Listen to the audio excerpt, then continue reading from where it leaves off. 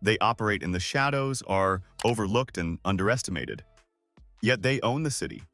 These are the richest women in New York you have never heard of.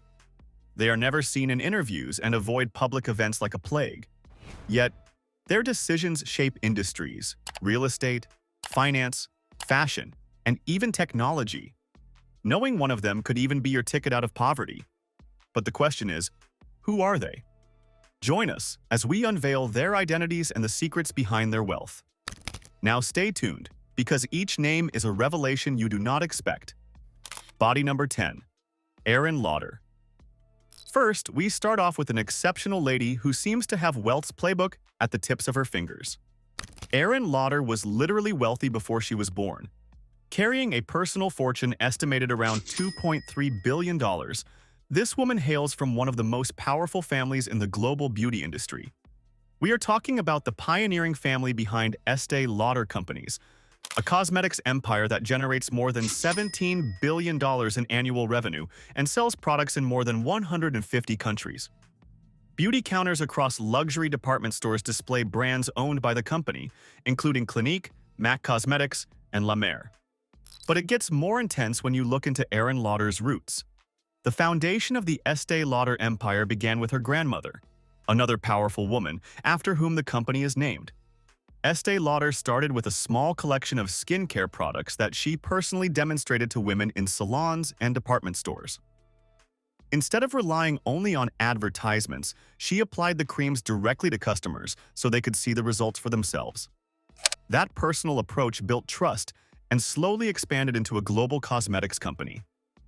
Growing up in this environment meant Aerin Lauder witnessed how products were created, packaged, and sold across the world. The family name appeared in stores from New York to Paris to Tokyo. But Aerin isn't just an heiress to reckon with. She is a force without her family's title. Eventually, she stepped forward with her own vision in 2012 when she launched Aerin, a luxury lifestyle brand focused on beauty products, fragrances, home decor, and fashion accessories.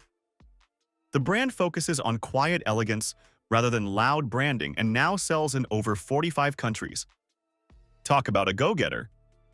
Today, Aerin Lauder continues expanding the brand while also helping guide the creative direction of Estée Lauder Companies.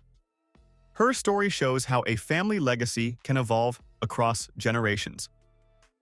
But the next woman on this list did not build her empire on stages and microphones.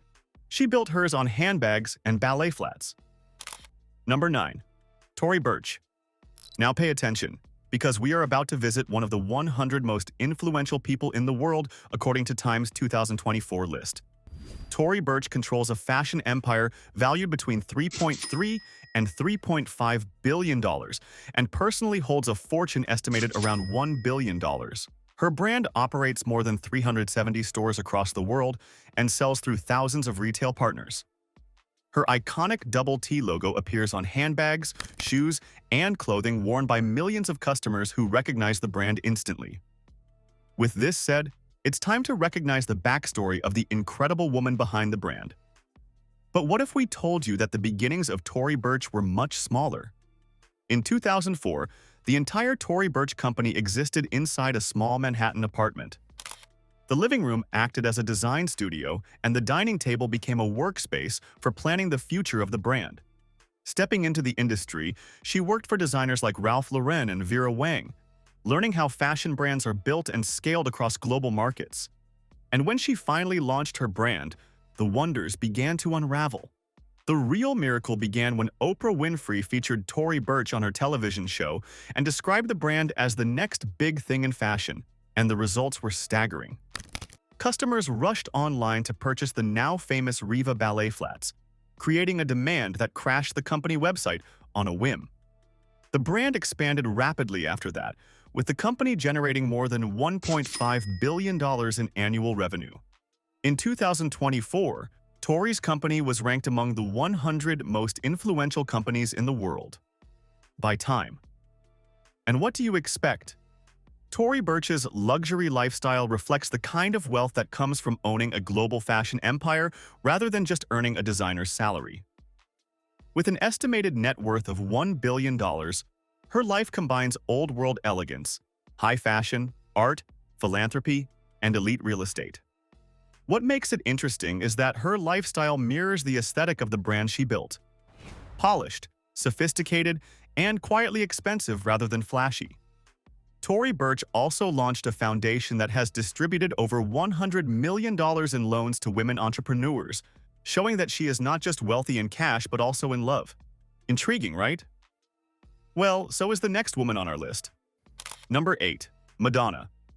At number 8 is a goddess most people think would be too busy keeping up with her celebrity lifestyle. But make no mistake, Madonna is a true female icon of wealth in New York City. Commanding a fortune approaching $850 million, the scale of her wealth makes it clear that she is far more than a pop star. Few know this, but Madonna is the architect of one of the most powerful personal brands ever built in entertainment. Her empire stretches across music catalogs, billion-dollar tours, luxury properties, and a museum-worthy art collection valued at more than $160 million. Inside that collection sit paintings by Pablo Picasso and Frida Kahlo. But that isn't all. Her Manhattan real estate alone includes a massive triple townhouse valued near $30 million in one of the most expensive neighborhoods in the world. Yet the beginning of her story could not look more different. In 1978, Madonna arrived in New York City with only about $35 in her pocket. The city was loud, competitive, and filled with thousands of young artists chasing the same dream. She worked ordinary jobs while trying to survive in a city that demanded rent money before it offered opportunity. Dance classes filled her days while small performances in clubs filled her nights. Her early life carried its own weight of hardship. Madonna lost her mother to cancer when she was only 5 years old. That loss changed the structure of her family and forced independence much earlier than most children experience. Years later, that independence became visible in the way she controlled her music, her image, and her business decisions. Then the world began to notice. Madonna has sold more than 300 million records globally and has become the highest-grossing solo touring artist in history with over $1.6 billion in ticket sales. While stadiums filled across continents, her brand expanded into film, fashion, and licensing deals. But Madonna did something quite intriguing amidst all this. Instead of letting her money disappear through celebrity spending, Madonna quietly converted her earnings into assets. With an undefeatable thirst to build an empire, she delved into real estate across New York, London, and Lisbon. But more investment was the goal. We are talking about masterpiece art that appreciates in value and intellectual property that generates royalties decades after songs leave the charts. She arrived in New York with almost nothing. Today, she sits among the richest women in music, but as this list continues, the fortunes only grow larger, because the next woman built wealth so massive it reshaped entire industries. Number 7. Jane Lauder. You must have heard the Lauder name before now, but trust us, the women in this family seem to be swimming in so much money that it becomes depressing to ignore. And here we have Jane Lauder, standing on a net worth estimated at about $5 billion. Unlike her sister, Aerin Lauder, Jane Lauder represents a different kind of power within the Estée Lauder dynasty. While other members of the family stepped into the spotlight through lifestyle branding and public image, Jane spent years deep inside the operational engine that keeps the company running. Her work focused on something that rarely appears on magazine covers but controls the direction of billion-dollar corporations: data. She served as Chief Data Officer for Estée Lauder companies, overseeing the systems that track consumer behavior across international markets. So far, her work has helped guide the company's decisions, shaping its demand roadmap, which stretches across continents. But it gets more interesting at this point. Jane Lauder lives a quiet billionaire lifestyle supported by her immense wealth. She maintains luxury residences in Manhattan, travels frequently to global cities such as Paris, London, Thailand, Milan, Tokyo, and Shanghai for high-level business and industry events, and participates in exclusive cultural and charity gatherings in New York. She also channels her wealth into high-value investments through her venture firm, Tayao Ventures, focusing on emerging industries like pet health and animal wellness. Jane Lauder's boardroom influence inside a global beauty empire represents one form of power. But the next women on our list represent another. Number 6. Rayner and Taylor. Forget the names. These are two sisters who are causing a financial earthquake in New York. Catherine Rayner and Margaretta Taylor each control fortunes estimated at roughly $6.8 billion, and their wealth comes from one of the largest private conglomerates in the United States. They are heirs to Koch Enterprises, a company that generates about $23 billion in annual revenue and operates businesses that millions of Americans interact with every day. The foundation of this empire was built by their grandfather, James M. Koch, a man who began his career as a newspaper publisher in the early 20th century. Koch believed that information shapes society, and he expanded his media operations into a growing network of newspapers and broadcasting companies. Over time, the family business evolved far beyond print media and transformed into a diversified conglomerate with major divisions in telecommunications and automotive technology. Today, Cox Communications stands as the third largest cable and broadband provider in the United States. Millions of households depend on its infrastructure for internet access, television services, and digital connectivity. Besides this, there is also Cox Automotive, which owns platforms that shape the way Americans buy and sell vehicles. Websites like AutoTrader and Kelley Blue Book guide decisions for millions of car buyers each year by providing pricing data, listings, and market insights. Despite controlling companies that touch daily life across the country, Catherine Rayner and Margaretta Taylor remain remarkably private figures. They have become the shadows controlling things behind the scenes. They rarely appear in interviews and almost never participate in public business conferences. Their presence in headlines is minimal compared to many billionaire families. Instead, their influence often appears through philanthropy. Catherine Rayner has been a major supporter of the New York Public Library and donated $15 million toward renovation projects that help preserve one of the most important public institutions in the city. Margaretta Taylor has supported conservation organizations, including the Bronx Zoo, contributing to wildlife preservation and environmental education. Their story reveals a form of billionaire life that operates quietly. The companies they own generate billions in revenue and influence industries nationwide. Yet the family itself moves carefully outside the spotlight. Even so, the women in charge of a private conglomerate producing tens of billions in annual revenue begin to look modest when compared to the sisters behind one of the most powerful food companies on Earth. Number 5. The Mars Sisters. At number 5 are four powerful women quietly giving the orders in the second richest family in the United States. Valerie Mars, Marika Mars, Victoria Mars, and Pamela Mars each possess fortunes estimated around $13 billion, making them four of the richest women alive. But their background would stop billionaires in their tracks. Their wealth comes from Mars Incorporated, a global food empire that produces products recognized in nearly every supermarket on the planet. The company stands behind brands that billions of people recognize instantly: M&M's, Snickers, Twix, Skittles, Pedigree Pet Food, Royal Canin Animal Nutrition. These products appear on store shelves from small neighborhood markets to massive international retail chains. But that isn't all.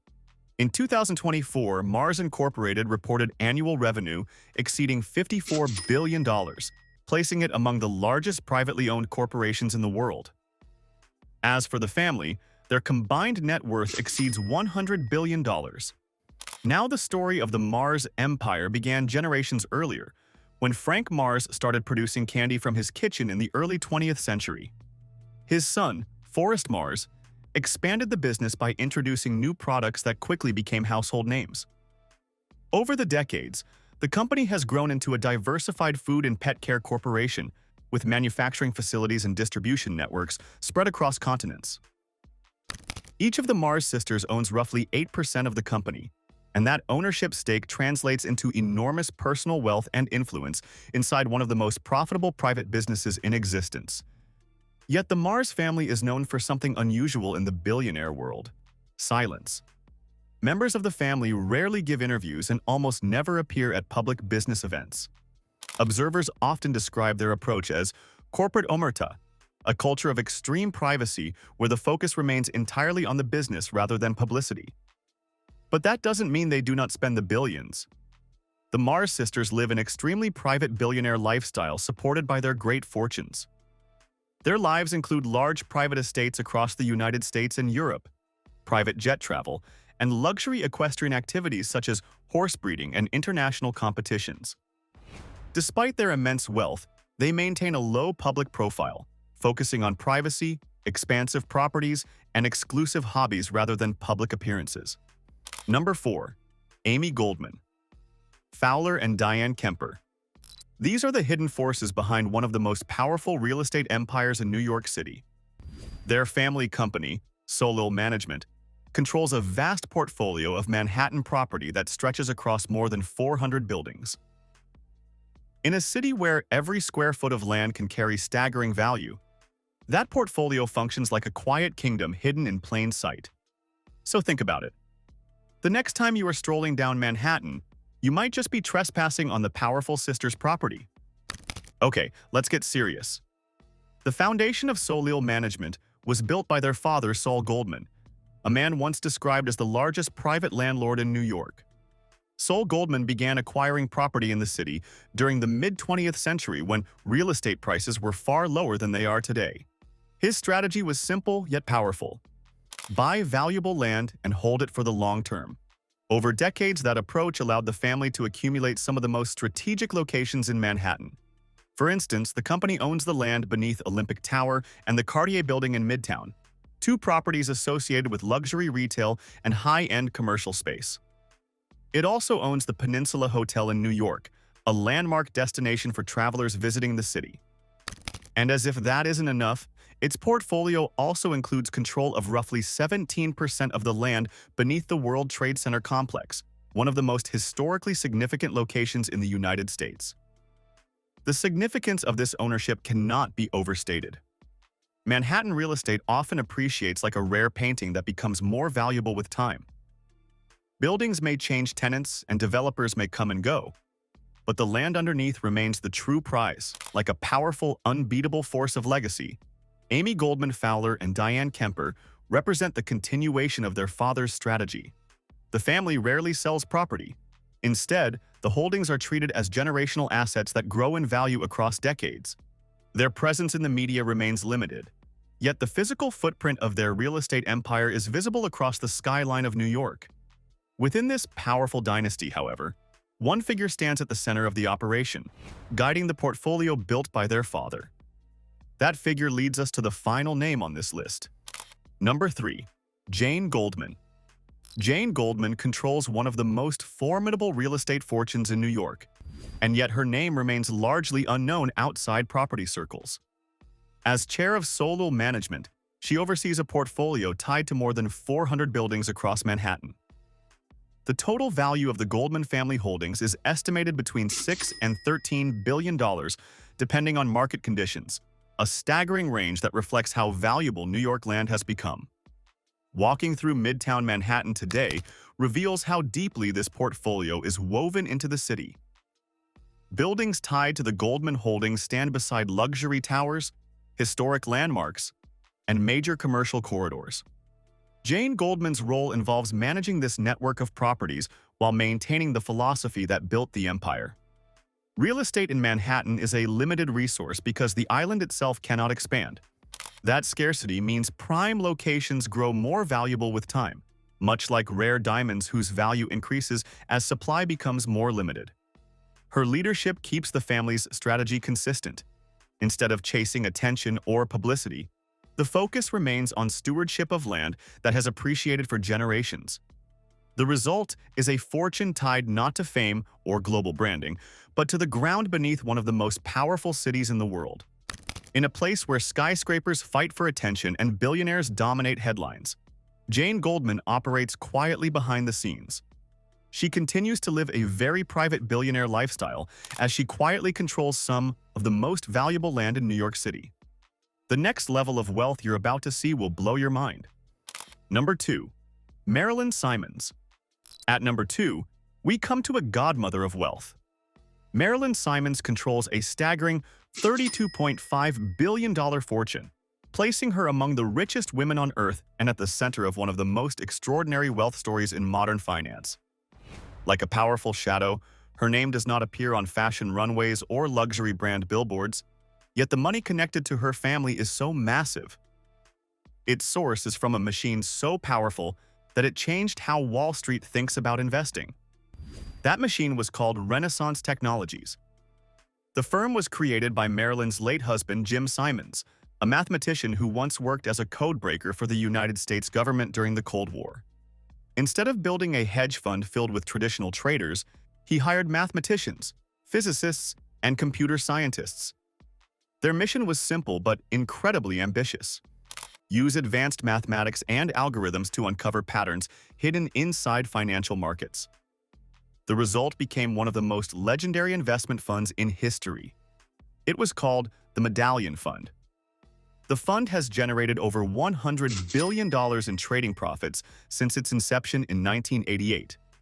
When her husband, Jim Simons, passed away in 2024, Marilyn Simons became the steward of a family fortune built by one of the most sophisticated financial operations ever assembled.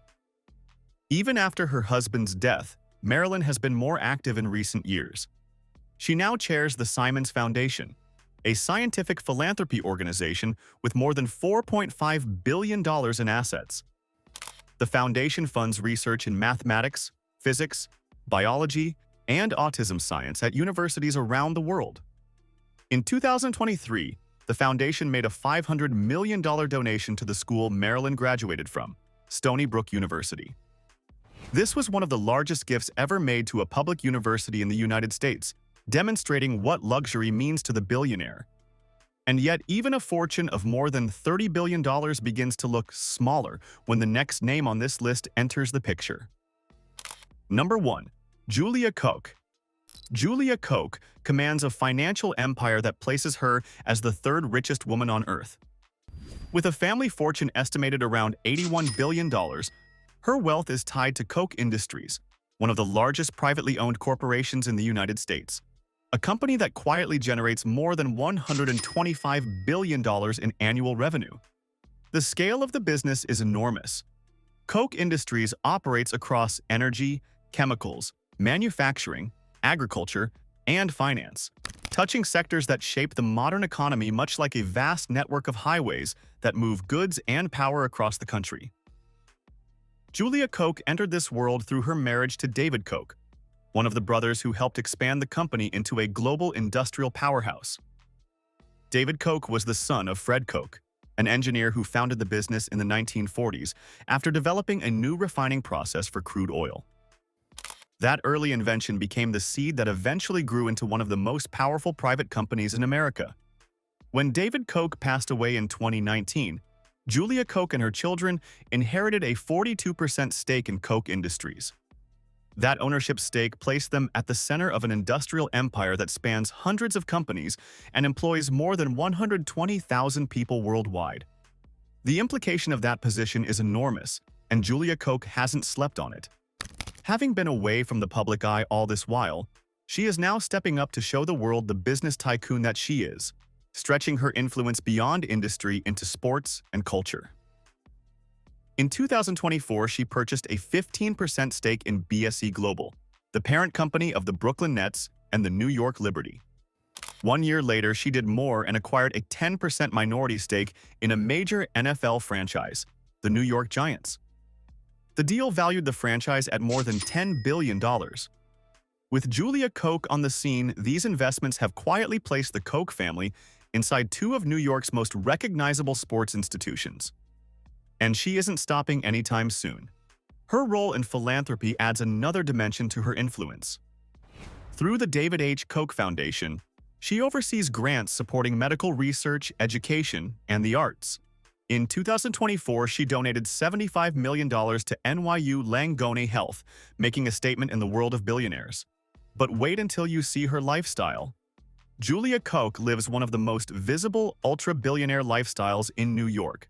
She owns a $42.5 million Upper East Side mansion in Manhattan, maintains luxury estates in the Hamptons, moves within elite New York social and philanthropic circles, and holds major sports investments, including stakes in the Brooklyn Nets, New York Liberty, and the New York Giants.